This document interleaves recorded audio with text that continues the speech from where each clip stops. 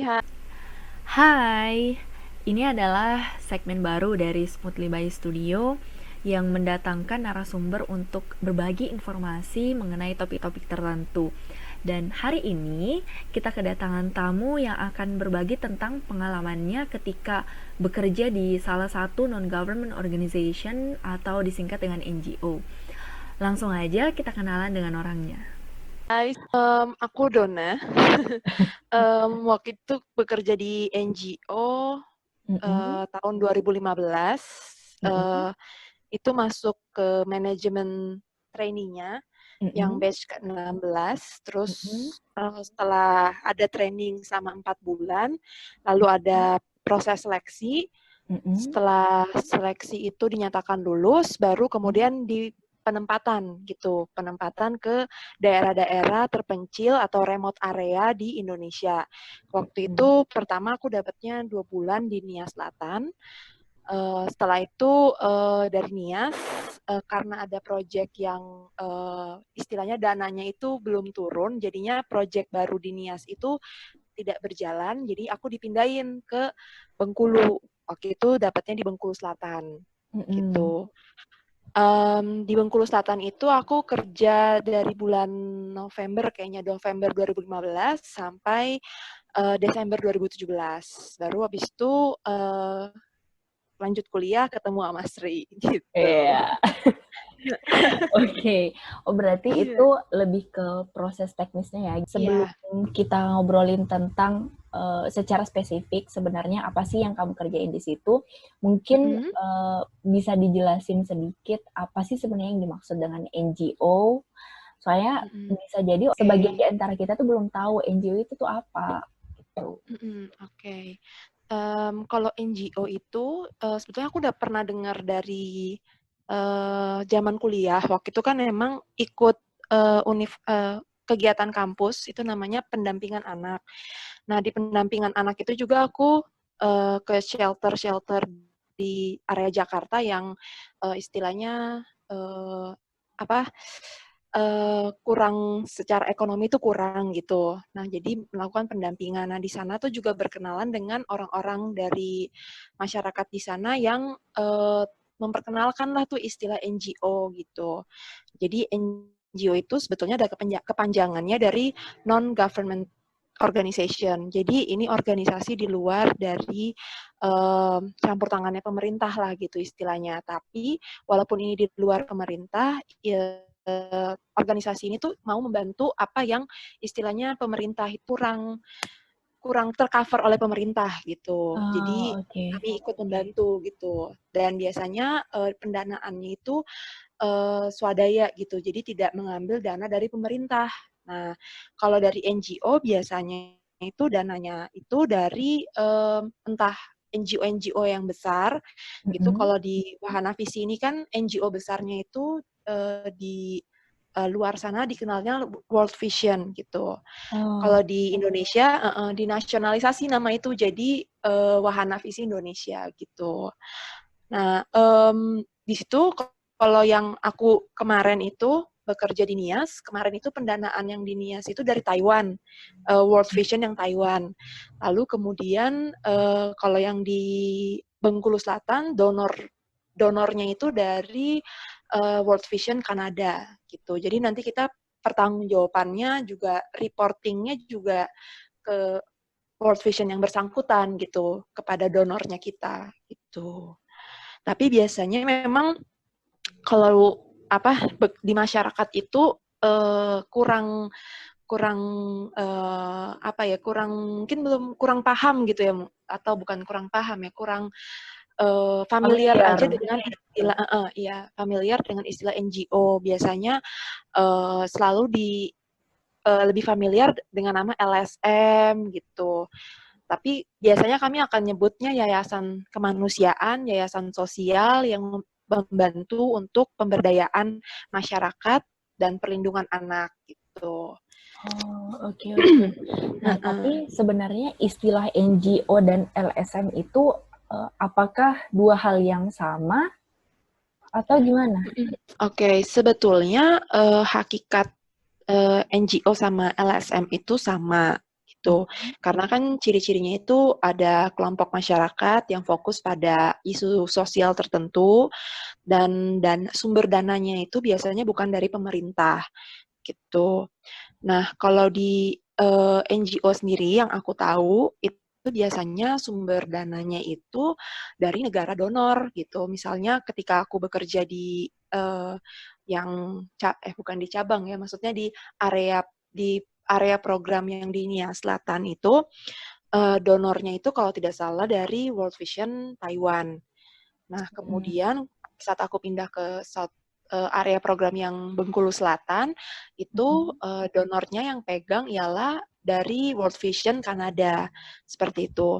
Nah, kalau biasanya LSM itu sumber dananya itu bisa juga lokal gitu. Jadi bisa juga dia minta ke pemerintah gitu, atau juga minta ke penggalangan dana secara mandiri, atau dari mungkin pengusaha atau perusahaan-perusahaan di daerah-daerah setempat gitu, yang sifatnya lokal gitu. Yang dari sepengetahuannya aku seperti itu. Nah, tapi di masyarakat itu anggapan LSM itu persepsinya tuh negatif. Sementara untuk singkatan NGO itu kurang familiar gitu. Karena biasanya yang familiar dengan istilah NGO itu kalau aku lihat-lihat ya, maksudnya dari pengalaman aku itu daerah-daerah yang memang pernah didatangi oleh NGO dari luar. Misalnya ketika NIAS, contohnya NIAS itu kan pernah tsunami. Nah, ketika tsunami itu kan seluruh bantuan dari negara manapun datang ke daerah itu, dan mereka tidak menyebut diri mereka LSM karena memang bukan setempat kan, bukan lokal sifatnya organisasinya mereka, karena mereka organisasi di luar dari pemerintah gitu, organisasi dari luar gitu yang mau membantu ke NIAS. Jadi mereka memperkenalkan diri mereka dengan istilah NGO. Jadi ketika waktu aku ke masyarakat di NIAS juga, aku perkenalkan diri, iya saya dari NGO Bu. Mereka lebih paham istilah NGO gitu. Dan mereka bisa membedakan juga, oh kamu bukan LSM gitu. Kamu bukan dari LSM, kamu NGO gitu. Nah, tapi uniknya ketika aku pindah ke Bengkulu Selatan, karena di Bengkulu Selatan itu belum pernah ada, dan ya jangan sampai ada juga ya kejadian seperti yang ini ya, kayak tsunami, sehingga tidak pernah ada organisasi yang memang benar-benar sifatnya NGO gitu, yang lebih benar-benar di luar dari pemerintahan Indonesia.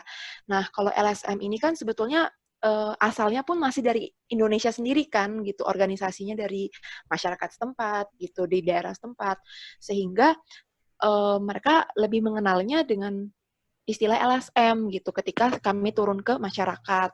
Ya ini LSM, tapi kemudian kami jelaskan lagi perbedaan kami dengan LSM karena kan mereka mengiranya LSM itu adalah pekerja yang ingin mengoprek-ngoprek gitulah, mengoprek-ngoprek atau membuka membuka hal-hal negatif dari pemerintahan setempat. Padahal tidak seperti itu yang kami kerjakan gitu. Yang istilahnya kami tuh mau membantu masyarakat di situ, pemerintahan di situ, stakeholder di situ untuk peduli pada 2 poin dari tugas kami di situ ya, yakni yang pertama community empowerment sama child protection. Jadi perlindungan terhadap anak itu tidak akan bisa jalan ketika komunitasnya itu tidak diberdayakan gitu, tidak ada empowerment kepada komunitasnya. Jadi makanya kami ambil community empowerment juga supaya masyarakat sekitar juga ngeh dengan perlindungan terhadap anak, hak-hak anak itu, kebijakan apa saja yang baik untuk anak. Mereka juga harus mengerti tentang itu. Karena kan mereka yang istilahnya orang dewasanya yang akan melindungi anak-anak. Seperti itu sih yang bisa aku jelasin, Sri. Oke, paham. Jadi sebenarnya kalau tadi balik lagi ya kita bicarain masalah LSM dan NGO, tadi kan yang Dona sempat sempat katakan kalau LSM itu menuai stereotip dari masyarakat itu cenderung betul. buruk. Padahal sebenarnya yang mau kita tekankan di sini adalah ya belum tentu juga seperti itu, dan fokus kita adalah Iya. membicarakan ya NGO, titik apa ya, perbedaan utama antara NGO dan LSM adalah sumber pendanaan, kemudian Ya. Dan bagaimana inisiatif, terbentuknya organisasi itu. betul, iya, Oh, oke, oke, betul, betul. paham, paham, Biasanya paham. kalau NGO inisiatifnya masih dari luar dari pemerintahan kita gitu, istilahnya dari negara luar atau dari organisasi luar pemerintahan kita gitu. Sementara Oh, LSM karena masyarakat sekitar yang buat, jadi kan istilahnya masih istilahnya kredibilitasnya lebih bisa dipercaya gitu kalau di masyarakat kan, karena yang buat juga orang-orang sekitar gitu, iya, biasanya seperti itu. oke, oke, Gitu. paham, paham. Nah, Hmm. terus WVI ya singkatannya, Iya, ya. betul. WVI itu sebenarnya secara spesifik itu bergerak di bidang apa, dan yang dikerjakan itu seperti apa sih? Oke. Yang tadi aku udah bilang, pertama itu sebetulnya fokus utamanya itu perlindungan anak gitu. Mm-mm. Kita melihat banyak kasus-kasus kekerasan, penelantaran kepada anak, sehingga jadi fokus utamanya apa ya? Fokus utama dari orang yang istilahnya mendirikan World Vision ini dulu itu ialah melihat bagaimana dampak dari kebijakan-kebijakan yang kadang kurang memperhatikan anak gitu, sehingga akhirnya dibuatlah kalau dulu kan kalau lihat dari sejarahnya itu perang ya, nah perang itu kan banyak dampak negatifnya kepada anak dan sementara Mm-mm. anak tidak bisa membela dirinya gitu, sehingga jadi fokus utamanya itu akhirnya kepada anak. Lalu kemudian seiring berjalannya waktu, kita melihat kalau kita melakukan pemberdayaan kepada anak, tetapi tidak melakukan pemberdayaan kepada masyarakat di mana anak itu tinggal, ya itu tidak akan sustain gitu. Itu Ya, istilahnya kita hanya ngobatin satu sisi aja, tapi tidak melihat masalah itu dari secara utuh gitu, tidak secara apa ya, hanya melihat satu titik, tapi padahal ternyata ada titik-titik lain yang bisa mempengaruhi si anak ini gitu. Makanya kita juga melakukan community empowerment. Nah, kalau di waktu yang aku kerjakan, karena lebih banyak di Bengkulu Selatan, jadi aku ceritain yang di Bengkulu Selatan iya, aja. Itu proyeknya itu kesehatan sama pendidikan waktu itu. Kalau untuk aku sendiri, aku megangnya koordinator untuk yang kesehatan. Jadi lebih belajar hal baru lagi nih, belajar padahal dulunya kan belajar psikologi, iya, sekarang belajar tentang terkait nutrisi anak, terkait pemberian makan bayi dan anak yang tepat itu seperti apa. Dan kalau mau membicarakan terkait perkembangan anak juga kita melihat perkembangan asupan dari nutrisinya gitu.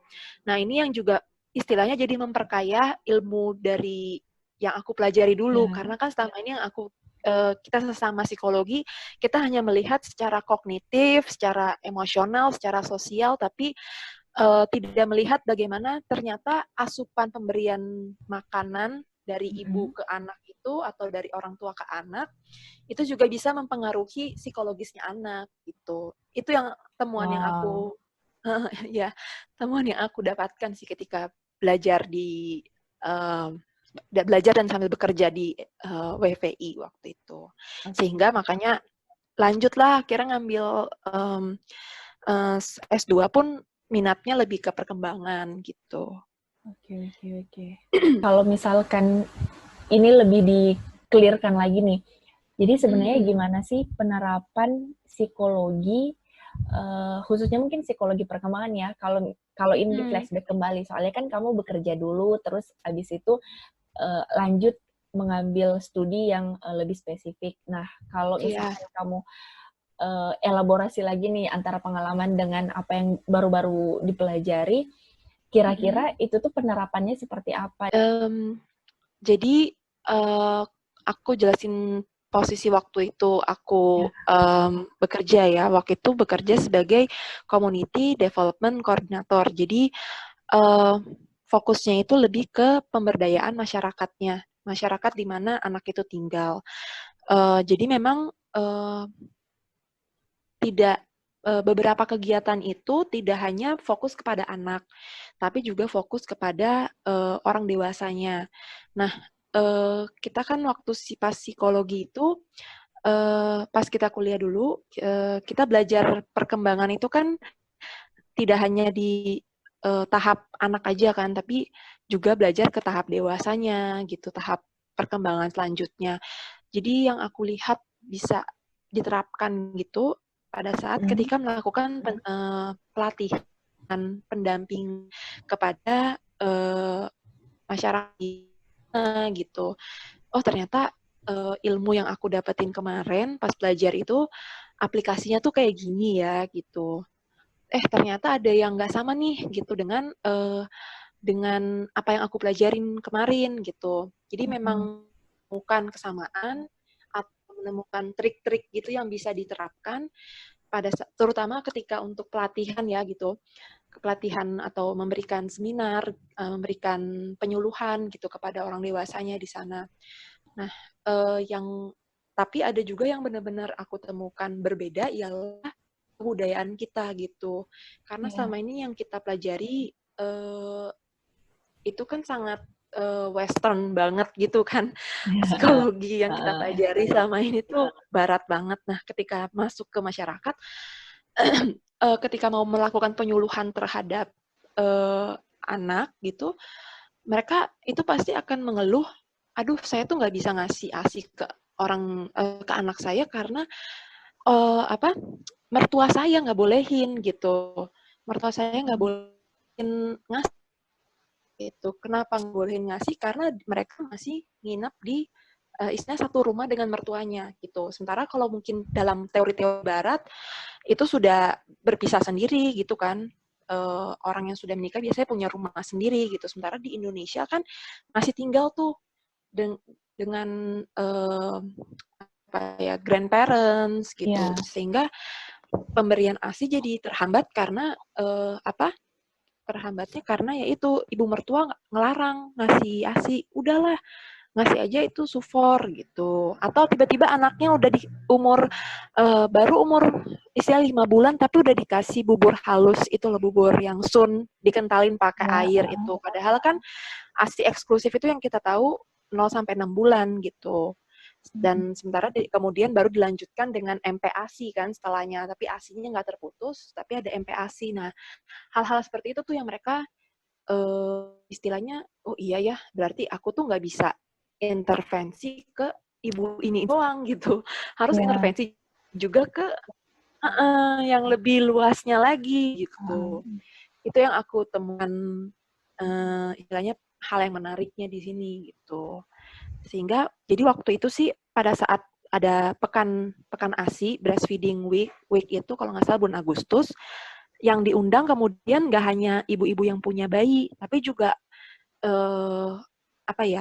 entah itu neneknya, nggak apa-apa lah diajak aja gitu neneknya ataupun orang-orang yang istilahnya mungkin akan mempengaruhi nih pemberian makan bagi bayi dan anak tuh dari si gitu. Paham. Jadi sebenarnya hal yang menarik adalah ternyata pada saat kita turun di lapangan beberapa hal tidak sesuai dengan konteks budaya kita. Balik lagi kulturnya kita gitu. Dan kenapa tidak mau ke posyandu, lebih baik memilih ke dukun gitu kan. Ke dukun. Itu juga karena memang udah kulturnya kita gitu, dan juga bagaimana ketika bidan itu hadir di daerah-daerah terpencil kan itu juga istilahnya bukan baru tahun berapa ya, maksudnya yang lebih dulu hadir tuh dukun lah dibandingkan bidan gitu. Makanya kan pemerintah belakangan ini lebih menggalakkan penempatan bidan itu benar-benar yang ke daerah-daerah pelosok gitu. Karena ya kita juga nggak bisa memungkiri bahwa masyarakat lebih banyak percaya terkait bidan, lebih percaya kinerjanya dukun beranak gitu dibandingkan bidan gitu. Karena ada yang juga lucu, ini ke posyandu Anaknya padahal disuntik gitu untuk apa istilahnya vaksin ya, imunisasi gitu. Habis itu setelah divaksin kan harusnya bayi itu ada beberapa kali kan divaksin. Nah, Iya. ini baru sekali divaksin, istilah BCG yang pertama lah. Habis itu nggak datang lagi karena ibunya merasa bahwa kalau aku datang ke posyandu tuh anakku hanya dibuat nangis aja gitu. Dia bilangnya seperti itu. Anakku hanya akan nangis doang dibawa ke posyandu. Padahal nangis itu kan hal yang lumrah gitu, namanya bayi dipegang terus dimasukin benda yang tajam ke kulitnya. Maksudnya itu kan hal yang lumrah. Nah, hal-hal seperti itu yang bagaimana ya caranya supaya kita udah belajar psikologi, bagaimana istilahnya mempersuasi gitu. Jadi lebih main di situ tuh, trik-triknya tuh harus Iya, dapet di situ tuh. Kalau paham. kalau enggak kita tuh jadinya aduh jadi kayak down sendiri gitu. Aduh harus gimana ya ibu ini caranya gitu. Tapi sebenarnya ini menarik sih, Don, informasi yang kamu sampaikan. Soalnya Iya. mungkin mayoritas kita yang tinggal di daerah perkotaan, belum tentu Mm, kita paham bahwa persoalan yang dihadapi oleh sebagian besar masyarakat Indonesia yang tinggal di remote area itu ternyata hal-hal yang seperti itu, yang mungkin kita aja tuh itu iya. masih terjadi ya di era Uh-uh. sekarang. Dan saya rasa Mm-mm. ini tuh bisa menjadi informasi tambahan lah buat kita kalau Mm-mm. ya emang masih banyak gap lah yang terjadi di negara kita. Betul. Iya, iya betul sih. Uh-uh. Ya, itulah kenapa juga memang perlu sih. Mungkin juga karena uh, biasanya ya kalau yang aku lihat juga dari pengalamanku kemarin itu tenaga kesehatannya rata-rata mereka adalah orang-orang dari bukan istilahnya bukan orang sekitar gitu. Jadi kalau disuruh lama-lama di daerah yang terpencil, ya bosan. Makanya kadang mereka suka balik ke istilahnya ke kota kecamatannya, tidak tinggal di desanya. Mungkin itu kenapa juga akhirnya masyarakat sekitar, ya bidannya lagi nggak ada gitu. Akhirnya beralihlah ke dukun gitu. Oh, Ketika, paham. jadi memang ya tidak bisa disalahkan juga sih gitu. Tidak bisa disalahkan juga karena memang ya tidak semua orang benar-benar sanggup untuk tinggal di daerah yang fasilitasnya terbatas sama sekali, sangat terbatas, bahkan kayak kayak air, untuk toilet pun itu juga istilahnya susah gitu loh untuk mendapatkan yang benar-benar nyaman gitu loh. Iya, Iya. paham. Jadi sebenarnya kenapa pada akhirnya eh, NGO itu hadir ya karena emang ternyata ada Betul. beberapa hal tuh tidak bisa sekaligus langsung bisa selesai, tapi itu butuh hal yang bertahap. Iya. Kemudian makanya NGO datang untuk ya membantu hal yang bisa dilakukan lah, dan mungkin tidak atau apa ya belum bisa dilakukan oleh pemerintah, tapi NGO bisa mengcover itu. Iya, iya, betul. Nah, mungkin mau aku tambahin lagi. Ya. Jadi di dalam proyek nutrisi itu juga ada proyek sanitasi gitu. Mm-mm. Kenapa harus ada sanitasi? Karena memang air bersih, sarana air, fasilitas untuk mandi, kakus, terus cuci tangan itu kan juga perlu untuk mendukung pola hidup bersih dan sehat itu. Nah, di daerah yang aku waktu itu dampingi, airnya itu kurang. Istilahnya Hmm. sangat-sangat kurang gitu. Jadi kalau lagi musim kemarau itu bisa benar-benar ya paceklik air gitu, benar-benar susah air. Nah, ini juga karena apa? Sebabnya itu daerah di situ rata-rata ditanami sawit gitu. Nah, sawit itu dia tuh sangat menyerap air yang banyak gitu, sangat menyerap air sehingga pernah ada satu desa yang sudah mau dibuat sumur bor bahkan kedalamannya itu udah sekitar 100 meter, itu juga nggak ada airnya gitu. Oh. Jadi, nah mungkin itu juga jadi uh, yang bikin aku mulai memahami, oh kenapa bidan jadi nggak bisa ditempatkan di sini, bukan di tempat, maksudnya agak akhirnya balik lagi ke kota kecamatan gitu karena memang akses untuk air, sarana fasilitas untuk kesehatan itu masih sangat-sangat kurang gitu. Ya agak wabah kayak gini, wabah corona ini jadi kepikiran ketika mereka nanti harus dari desa yang sangat jauh untuk mengakses ke istilahnya puskesmasnya aja ya cukup bikin gimana ya. Iya, iya, Aduh, bener. jadi pikiran lagi. Ya, berarti emang ya masalah yang sangat kompleks dan ya ini tuh butuh Betul waktu betul. untuk Mhm, memperbaiki, untuk membangun, itu tuh butuh waktu emang ya berarti. Oke, nah terus mhm. setelah menyelesaikan studi ini, berarti Dona rencana untuk masuk kembali ke dunia NGO atau gimana?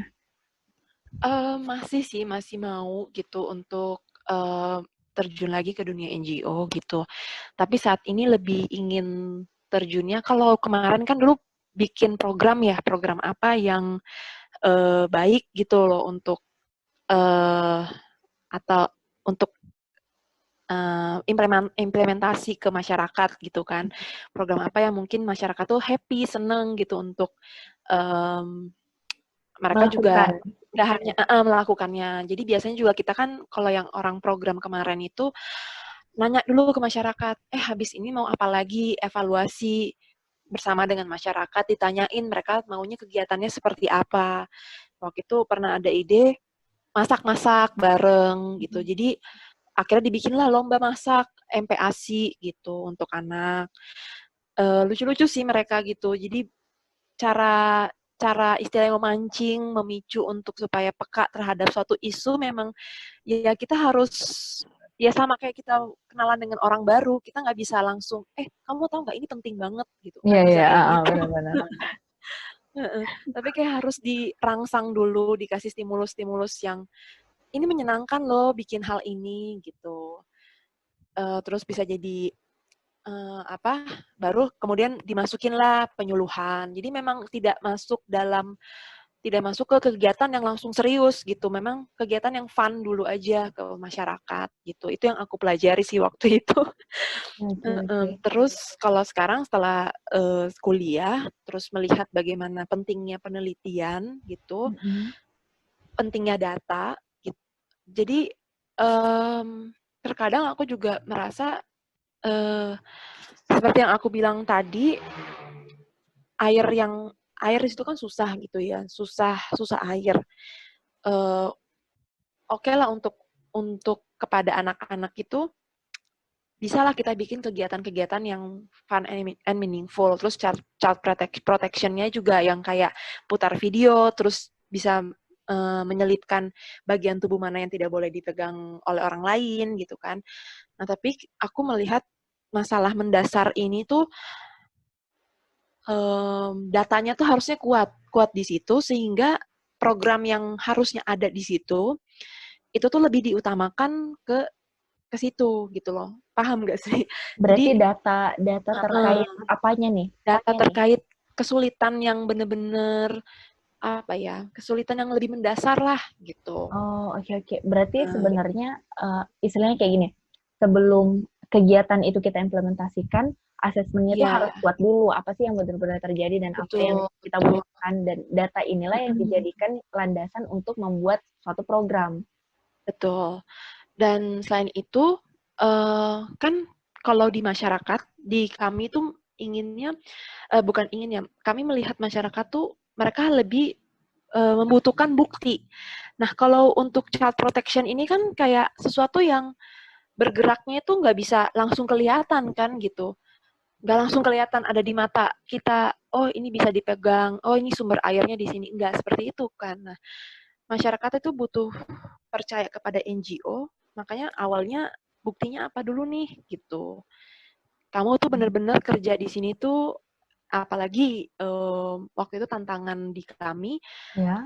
karena ini yayasan kemanusiaan Kristen dengan nilai-nilai Kristiani, Mm-mm. dianggaplah ingin masuk ke masyarakat itu ingin melakukan kristenisasi gitu. Ya. Jadi um, gimana ya? kalau di omongan doang, enggak, kami nggak melakukan kristenisasi, ya mana ada yang langsung percaya sih Iya, gitu. ya, Awal-awalnya memang itu yang sulit gitu. Nah, sehingga memang harus butuh ekstra apa ya, ekstra tenaga, spirit yang terus terus ada gitu untuk memperlihatkan gitu. Nah, tapi yang aku lihat setelah yang 2 tahun di sana, hampir 2 tahun 5 bulan lah ya di sana, memang kesulitan air itu kalau bisa itu dijawab di awal ya, di awal itu bisa dijawab, mungkin program untuk child protection, community empowerment-nya lebih jalan gitu. Oh, oke, Karena oke. memang karena memang yang dibutuhkan kan sebetulnya awalnya itu gitu. Istilahnya untuk mereka lihat nih, oh di sini nih ada sumber air yang bisa aku kelola bersama gitu. Kemarin itu assessment-nya lebih fokusnya ke kebijakan kebijakan terhadap anak, pendidikan, kesehatan di sini sudah baik apa belum gitu. Sebetulnya keluar juga sih terkait soal air itu, tapi kembali lagi kita membuat prioritas waktu itu. Sebelum aku di situ ya, jadi ada staf yang memang sudah melakukan implementasi, dia mencoba untuk istilah ngerating mana nih yang lebih bisa dilakukan lebih dulu, dan dianggaplah untuk kesehatan dan pendidikan anak itu yang didahulukan lebih dulu gitu. Oke, oke. Berarti dari yang sudah kamu lewati kemarin, jadi akan ada kondisi di mana yang lebih baik tuh membangun hal fisik terlebih dahulu yang bisa dilihat oleh masyarakat sehingga Iya. itu bisa menjadi sarana untuk membangun kepercayaan masyarakat lah terhadap NGO itu Betul, sendiri. trust-nya juga. Setelah Betul. itu kemudian baru masuk ke ranah-ranah yang itu sulit untuk dilihat secara fisik, tapi sebenarnya itu menjadi suatu masalah. Iya, betul, betul. Kayak istilahnya ke depannya ini kan ingin membuat anak ini lebih baik lagi. Oke, airnya udah ada. Dengan adanya air, anak bisa mandi ke sekolah gitu kan, bisa semangat ke sekolah. Nah, dari situ kan bisa kita stimulus lagi tuh, kita rangsang lagi masyarakatnya untuk berpikir kegiatan apa lagi nih ya untuk proteksi kepada anak gitu. Oke, oke, paham, paham, paham. Ya. Pertanyaan terakhir, nah tadi kan kamu udah cerita nih, udah pernah berkecimpung di dunia NGO, kemudian setelah itu mengambil studi dan setelah studi berakhir berniat untuk kembali terjun di dunia NGO dengan peran yang berbeda Oh tapi iya, masih berhubungan dengan yang sebelumnya. betul. Kayak lebih ingin menjadi riset aja gitu loh. Iya, ya, Kayak memonitoring, terus mengevaluasi program yang ini udah baik apa belum. Kalaupun belum baik gitu, apa nih yang bisa kita tingkatkan dan sesuai dengan kebutuhan masyarakat gitu. oke. NGO berusaha itu sih menjawab, karena kan pemerintah itu tidak bisa, mungkin bisa ya melalui kepala desa gitu. Tapi apa ya, untuk benar-benar bisa langsung perpanjangan ke tangan ke masyarakat, benar-benar sampai ke rumahnya kan bisa dijangkau oleh kami gitu.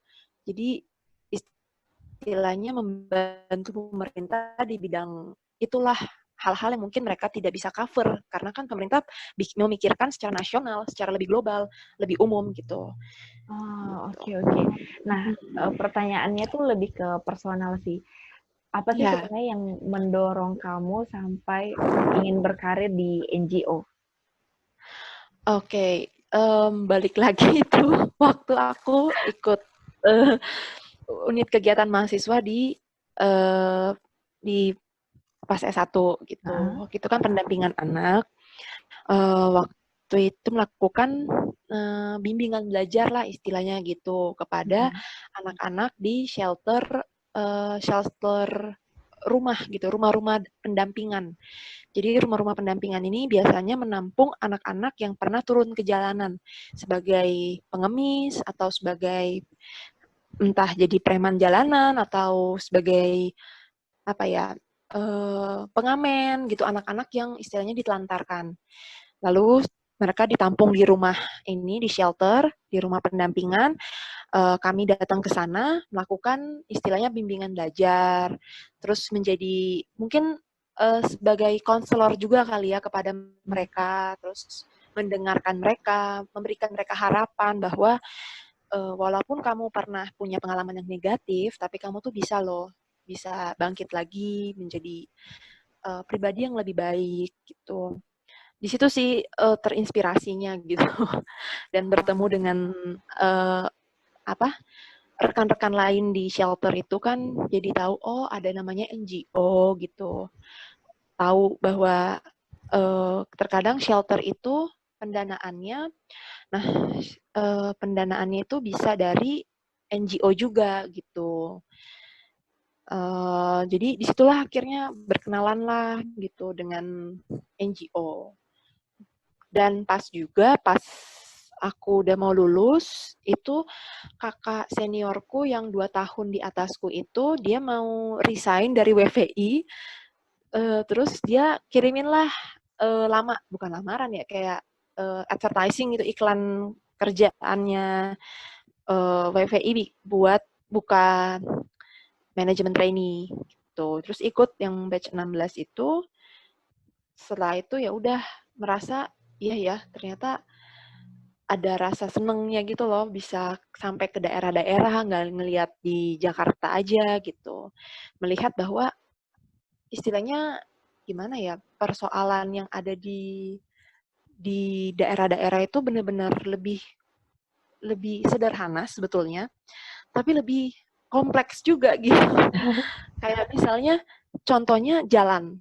Jalan menuju ke daerah situ aja itu susahnya minta ampun.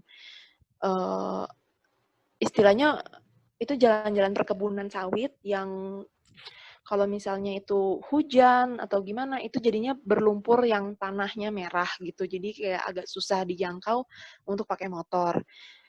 Nah, dibandingkan dengan ketika kita mau ke shelter yang di Jakarta, lah jalanan Jakarta kan istilahnya udah ya udah di aspal semua gitu, udah segitu mulusnya gitu. Jadi mau menjangkau ke anak-anak itu sendiri pun tidak begitu rumit gitu. Nah, sementara ini ke desa yang benar-benar di pelosok banget dan ya cukup bikin kesananya aja bikin wow, ternyata rumit juga ya gitu. Ini persoalan yang sederhana tapi rumit gitu. Karena balik lagi gitu, bukan kita doang yang harus bilang, tapi masyarakat itu udah berkali-kali berpuluhan tahun bilang nggak ada perubahan juga gitu. Tapi satu yang aku salut waktu itu pas udah zamannya yang Jokowi ini kan mulai ada kepercayaan untuk mengelola dana mandiri kan, kalau nggak salah ADD ya, anggaran dana desa itu. Nah di situ yang aku cukup salut di mana akhirnya dana desa itu benar-benar bisa masyarakat itu harus benar-benar bermusyawarah mau buat apa aja nih kegiatannya. Nah, makanya di situ kami juga mendampingi supaya masyarakat itu bisa speak up kebutuhan, misalnya kalau di Posyandu butuh apa? Alat timbangan, butuh alat ukur tinggi badan anak. Nah, permainan untuk motoriknya anak, silakan di-request di situ gitu. Nah, kita bantu mengingatkan di sana apa yang penting gitu. Oke. Kira-kira ada yang mau ditambahin lagi, Don? Apalagi ya? Menurutku sih itu pekerjaan yang nggak membosankan. Nggak membosankan. Iya, karena bisa setiap hari itu, misalnya kita udah siap nih, udah siap kegiatannya, tahu-tahu ada kedukaan, ada apa gitu di desa itu, kita nggak pernah bisa prediksi gitu kan, tiba-tiba, oh ya udah harus ditangguhkan lah kegiatan itu, harus dipindahkan lah gitu kegiatannya. Pernah juga ada kegiatan di mananya di kantor camat. Tahu-tahu kantor camatnya itu mau digunain. Ternyata mereka tidak mereka kurang punya penjadwalan yang benar-benar ini nih bakal digunain loh ruangan ini di hari ini. Tahu-tahu sudah ada kegiatan itu, kegiatan rapat antar desa gitu. Ya kita mau buat gimana lagi kan? Gitu. Jadi harus ya itulah makanya. Serunya di situ. Tiba-tiba selalu ada yang surprise. Selalu ada yang surprise. Oke. Ya udah, makasih banyak. Karena Dona tuh udah mau berbagi informasi, jadi seenggaknya tuh dari sini aku sendiri secara pribadi tuh bisa tahu, oh sebenarnya peran dari NGO itu seperti apa dan gimana sih effort mereka untuk membangun negara kita, bagaimana membantu pemerintah untuk membangun negara kita itu ya ini informasi yang sangat penting dan terima kasih banyak karena sudah mau meluangkan waktu. Sama-sama Sri. Semoga karir di NGO semakin mulus dan akan menemukan berbagai surprise. Amin. Terima kasih sudah mendengarkan dan semoga bermanfaat.